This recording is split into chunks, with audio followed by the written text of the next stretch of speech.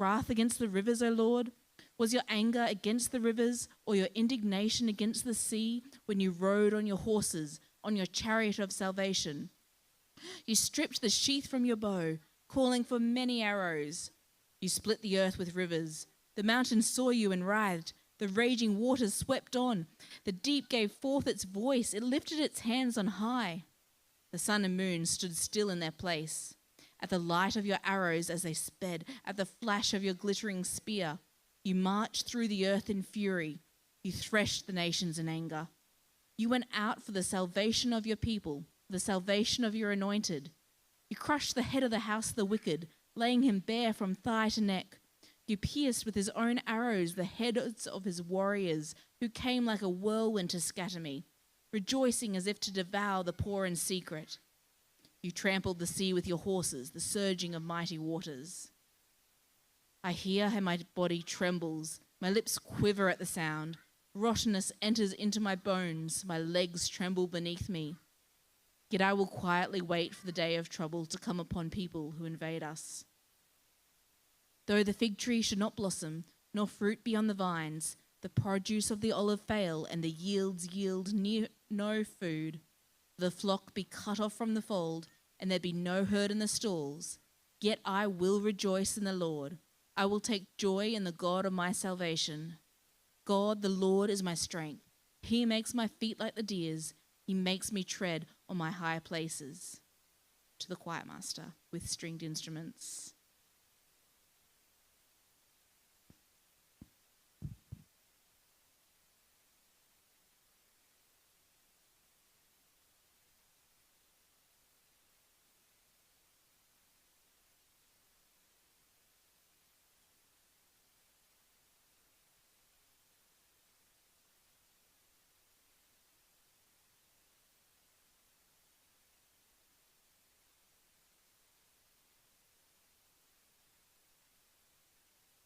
Your word again. In your mercy, open our hearts and minds up to it so that we might hear you speak to us this very day. Amen. Well, what do you do when it all seems to fall apart? When your hopes and your plans fall apart? In the Netflix series, The Beast in Me, starring Claire Danes, there's a character. Her name's Aggie Wiggs. She was a successful writer and author, but everything has fallen apart. She was married, but no longer. She did have a son, but he died. And she bought a large and expensive house in a prestigious area. And now the cost of that and the repairs are beyond her. And there's this powerful line, a third of the way into the series, and it's a series not for the faint-hearted. It's very it's a very strong series. But there's this powerful line 2/3 of the way through the series about why she bought this prestigious house in this area and what she thought she had. Here's the line. She says this, "But I just went all in on the future. I thought it was the end of all that running. I thought it was forever." And so she had this chaotic life, and then she became a successful author. And just this powerful language. I went all in on the future. I thought what I had now, I would have forever. And nothing would dislodge me. And yet in the series, as hinted at with the title, The Beast Within Me, or The Beast in Me, it's all fallen apart. What do you do when your business goes bust? Or through no fault of your own, your marriage dissolves? Or through some fault of your own, your marriage dissolves? Or a child dies or rebels? Or if you think about Nigeria and Sudan, the nation is falling apart from Islamic pressure from the north. What do you do when it all falls apart? This is the challenge facing Habakkuk, who trusts in the Lord, right? Sometimes you hear this kind of superficial and I would say damaging version of Christianity, that if you put your trust in Jesus, everything in your life will go your way. If you put your trust in Jesus, many things will go better. Many things will be improved. But there is no promise that everything in this life will go your way. And exhibit A is Habakkuk. He's a godly man. He's in the nation of Israel. He's grieved by the wickedness he sees in his nation. And you know, he's one of God's people. Things ought to go his way. He cries out to God in his prayers. If you remember from chapter 1, it says, God, could you do something about the wickedness? Well, not in Israel, I misspoke, in the nation of Judah, because northern Israel's already been destroyed. Israel split into the 10 northern tribes, 2 southern tribes, and the 10 northern tribes destroyed by the Assyrians. It's just really Judah left. That's where we are in the history of the timeline. And he cries out, God, will you do something about Judah? And the Lord's answer, if you remember, is, I will. I'm going to send the wicked Babylonians. What? Wait a second, your plan is what now? To deal with the wickedness in Judah, God, you're going to send the wicked Babylonians to shatter our nation. I'm not so happy about that plan, God. So, you know, he's good and godly. He trusts the Lord. Everything should go his way. It's the opposite, isn't it? The very nation that he longs for and cares for is going to be shattered by the Babylonians. And then so Habakkuk asks the question, God, you're so holy. How could you do such a thing? And the answer given in Habakkuk chapter 2 is, God says, do not worry about my holiness. There will be justice, retributive justice. There will be an eye for an eye and a tooth for a tooth. All the wickedness that the Babylonians carry out will be repaid. So Habakkuk exists in this kind of terrible moment. The Lord hasn't answered his prayer by relenting from sending the Babylonians. The Lord hasn't answered his prayer by saying, you know, I'll smooth out things in Israel where wickedness seems to prevail.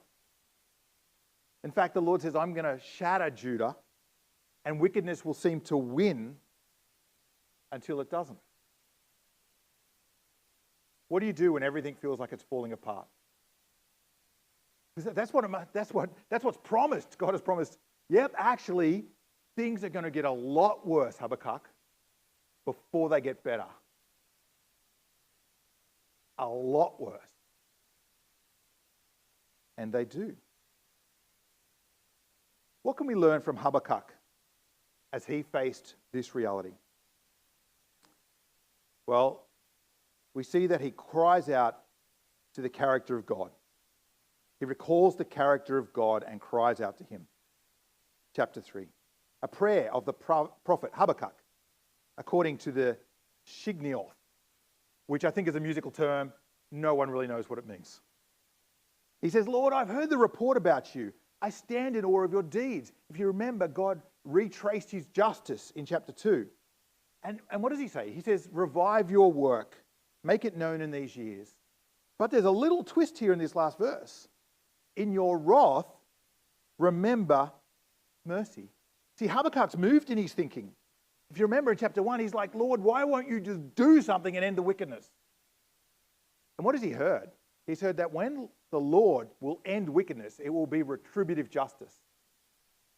Every wrong deed, every wrong thought, every wrong action will be repaid. And I think Habakkuk's done some serious reflecting on that. He's worried about the wickedness in Judah. He's worried about the wickedness in the Babylonians. But if God cares so much about his holiness that he will repay every act of wickedness and every absence to fail to do good when we should have, what do we need? We don't just want justice, do we? We need, if you think about yourself, what do you need? You need mercy. You don't want just justice, you want mercy. And so now Habakkuk's prayer is, in your wrath, Lord, when you come, in your wrath, show mercy. I take it that's for the nation of Judah and for himself. Justice is going to come like a mighty river that has broken its banks. It's going to flood across the land. And when it hits, it'll be cataclysmic. where will hope lie? Well, hope won't lie in our goodness. Hope won't lie in the goodness of the people around us. Our only hope will lie in the mercy and goodness of God. And so that's what Habakkuk recalls. In your wrath, remember mercy. And then he makes this next move in his thinking. See, if there's hope in the Lord and he's merciful, why can he cry out to him? Well, in this next big section, he basically recalls the events of Exodus primarily. I think it hints at other events in the history of the Old Testament. We're a long way through. But the big kind of point is he recalls the acts of God in Exodus. And the thing that he recalls is that the Lord is a warrior who saves his people and brings justice. And this is very fitting, right? Because who's coming? The Babylonians, these mighty warriors. And so there's this powerful picture. Yes, be worried about them, sure. But the Lord is the warrior. He is far, far greater. And so there's this picture in this next little section, verses 3 onwards. It says, God comes from Teman. So that's that region over there. The Holy One from Mount Paran. So that's roughly where people think Sinai is. And it's saying, God came from there, went across into the Nile, into the Egypt, rescued his people and brought them back. So it's kind of, it's metaphorical, as if God travels, but it's kind of picturing God, because he met with his people at Sinai, and in this language, God comes from Teman, the Holy One from Paran. So that's where those regions are. And God swept across to Egypt to rescue his people in the book of Exodus. And yet he's no local deity. Look at those next few verses. His splendor covers the heavens. The earth is full of his praise. His brilliance is like light, flashing rays from his hands. So even as we think about this idea of this metaphor of God moving across, it's the God who rules the heavens. And then here comes this imagery from the book of Exodus. Plagues go before him, and pestilence follows his step. If you remember the plagues of Egypt, it's pictured as God, this awesome, terrifying warrior who commands plagues and pestilence.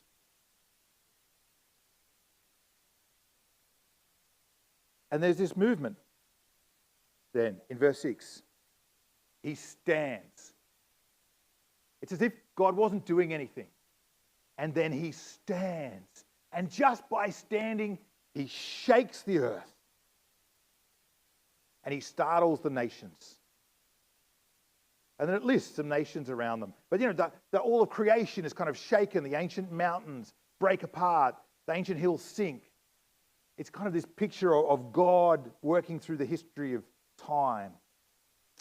And, and that's the names of nations. The tents of Cushan are in distress. The 10 curtains of the land of Midian tremble, both opponents to the nation of Israel. This kind of picture of God working in the history of the world.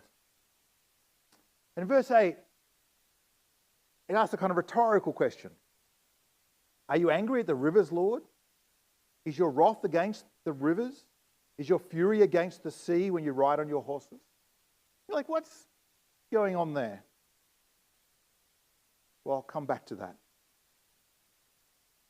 But then the nation, the image of the Lord as a mighty warrior just keeps being strengthened.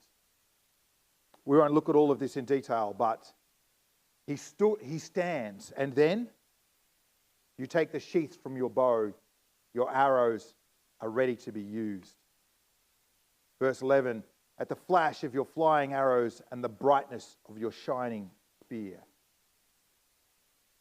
And then the Lord marches across the earth in his indignation. Why is he a warrior, though? And here's the heart of this section. Why is he a warrior? Why has he equipped himself with plagues and pestilence? Why has he crushed the nations around? Verse 13. You come to save your people, to save your anointed. You crush the leader of the house of the wicked and strip him from foot to neck. You pierce his head with his own spears. The retribution of God's justice. God is a warrior. Ferocious. Formidable.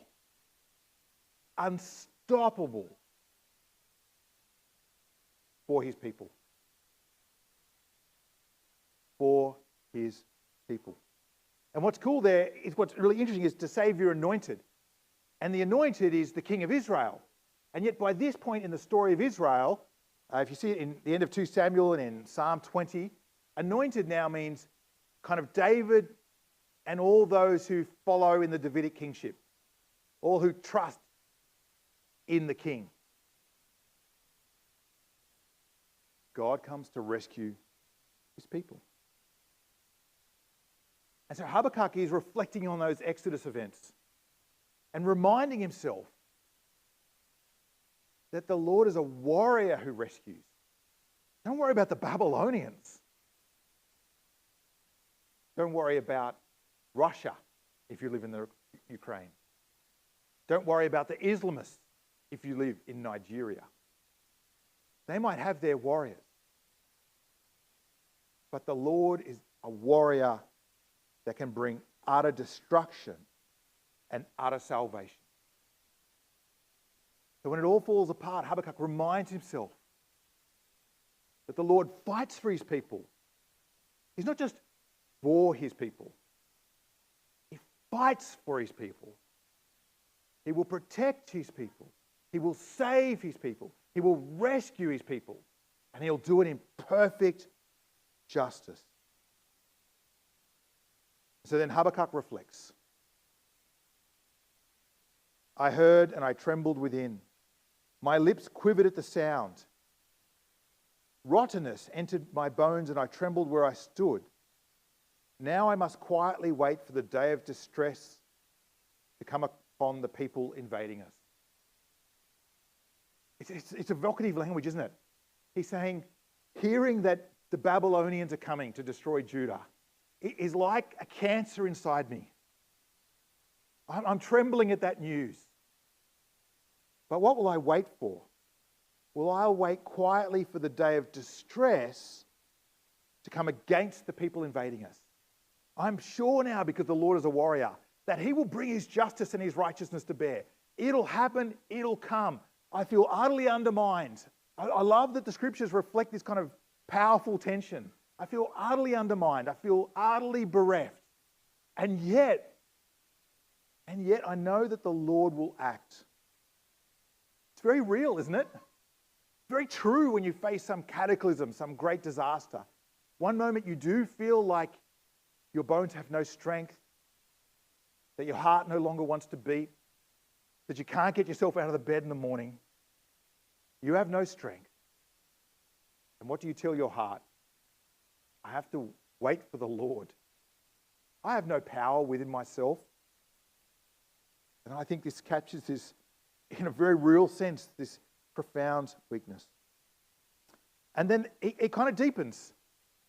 Habakkuk leans into the disaster to come and he uses kind of poetic agricultural language. Though the fig tree does not bud and there's no fruit on the vine, and though the olive crop fails and the fields produce no food, and though the flocks disappear from the pen and there's no herds in the stall. In an agriculture society, this is like wealth has failed. Prosperity has failed. Our economy has failed. Everything that kind of matters has failed. Because where was God bringing them? God was bringing Israel into a land of milk and honey. You know, where the grapes were like mangoes and the mangoes were like, I don't know, trees, sheep. Where, you know, when you dipped your cup in the creek, the water was so good it was like wine. And so there's this contrasting picture of how deep the disaster is. Fig trees and olive trees, there's not even fruit. Sheep, they're not even reproducing anymore. See, how will you hold on when disaster comes? Will we put our hope in the good things of the Lord? But what happens when they're gone? Well, Habakkuk's answer is this: yet I will celebrate in the Lord. I will rejoice in the God of my salvation. The Lord, my Lord, is my strength. He makes my feet like those of a deer and enables me to walk on mountain heights. See, what does Habakkuk have? What does he have? He says, I actually have a Lord who's a mighty warrior who will end wickedness, bring justice, and rescue his people, including me. So in other words, he says, actually, I'm perfectly safe and perfectly secure. Because all those other things, the prosperity of Israel or the success of the nation, none of those things can save me. None of those things can protect me. But the Lord can. And he is a mighty warrior for his people, for me. I love the personal pronouns. It's the first time you kind of see them. The Lord, my Lord, is my strength. He makes my feet like those of a deer and enables me to walk on mountain heights. Let me see if I can kind of capture this with an illustration. Let's say you own your own house, and it's your place of security and safety, and then you renovate it, you improve it, and it goes from good to great. And then you get promoted and you get a bit more money, and you invest in it, and it goes from good to great to glorious. There's a pool in the backyard with lights shining on it. And there's a balcony with a fan. Oh, that's what I long for. And then one night, you and your family or your flatmates, you awake to fire alarms. Every member of the household gathers together, but you can't get out. Where the fire is blocking the exit. You panic, you're stressed. Your life is on the line. And then someone suddenly realizes, oh my goodness, thank goodness we installed that third air conditioner. We can go out through the window and climb. It's a double-story house now, right? We can climb out to safety down on the air conditioner. And you do. And you're standing out in the street and the house is burning down. How would you feel? I actually think you would feel incredibly grateful, wouldn't you? Because you would look at the people with you and you would think, yeah, the house is gone, but it's just a house. I am alive and I am safe and secure, and those that matter to me are safe and secure. And I think that's what's going on for Habakkuk here.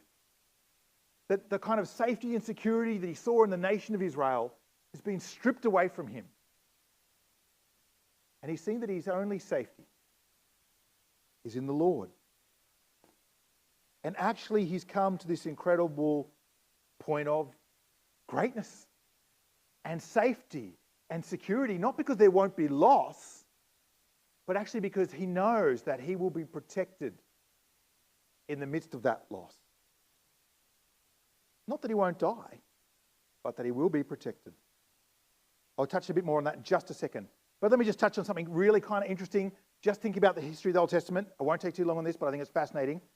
Here, that this last section says, for the choir director on stringed instruments. Now, isn't this interesting? This is Habakkuk's prayer and lament and prophecy, but now it's built in to the worship of Israel. It's a piece of music. Now, was it a piece of music before the coming of the Babylonians? Habakkuk, wrote this up and actually helped Judah prepare and helped them trust in the Lord when the Babylonians did come. Maybe. We don't know. But the other possibility, which I suspect, is that actually the words of Habakkuk were kept because he claimed to be a prophet. Maybe some people in Israel believed him, and maybe some people didn't. But when the Babylonians did come, what would they have done with Habakkuk's words? Oh, okay. Yeah, I know. Habakkuk was a prophet of God. And then maybe in exile, they would have seen these promises. That when everything has fallen apart, where is our hope? It's in the Lord. Those that were left was taken away and were exiles in Babylon. What did they need to remind themselves when they were an oppressed people, prisoners and slaves and refugees in Babylon? The Lord is a warrior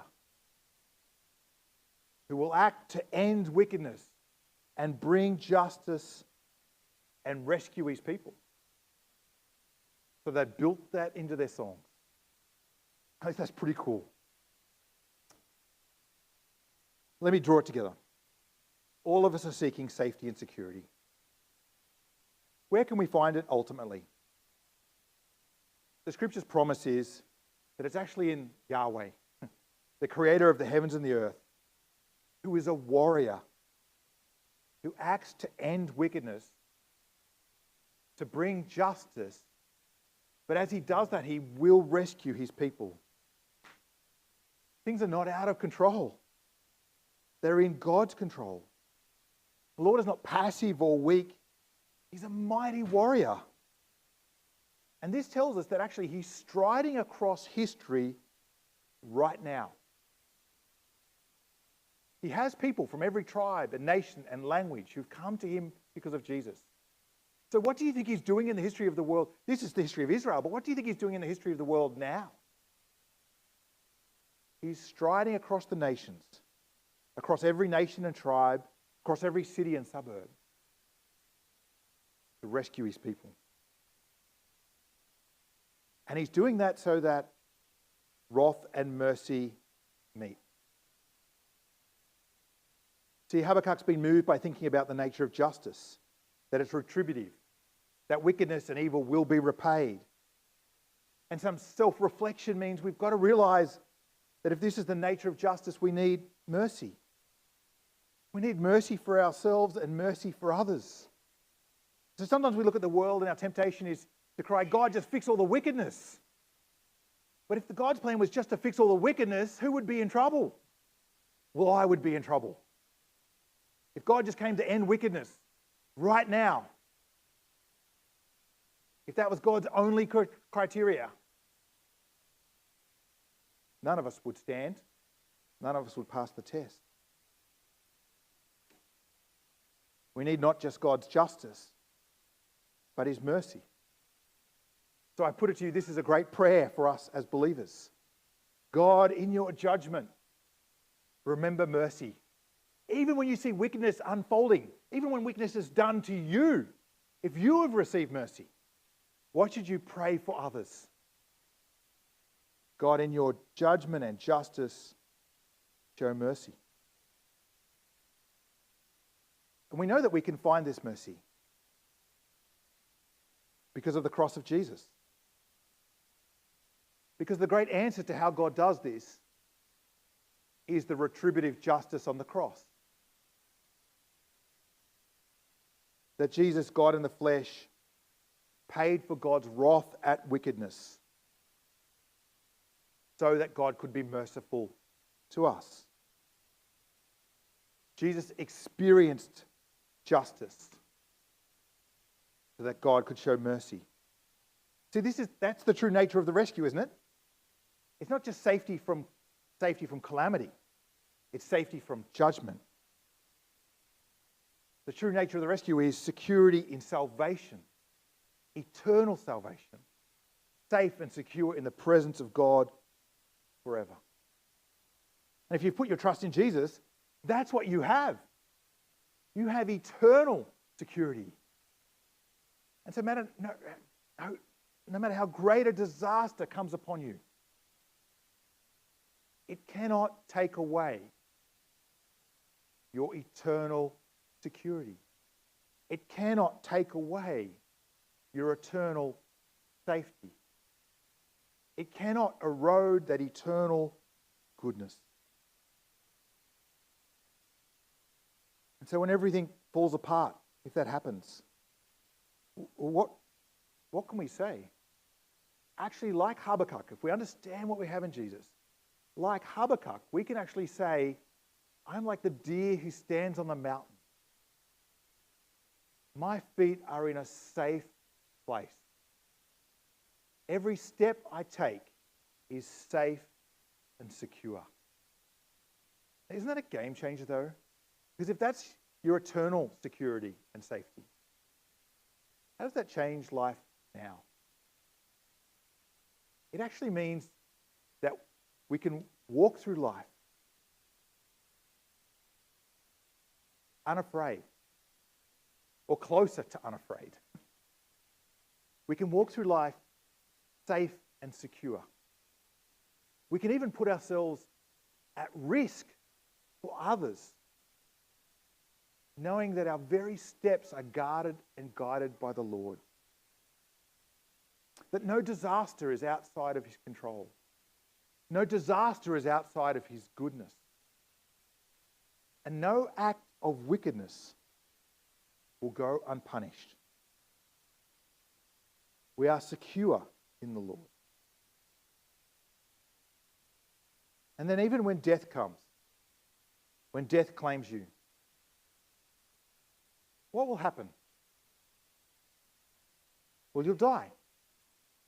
And then in the twinkling of an eye, you will stand on the other side of death and you will say, I'm alive. I am safe.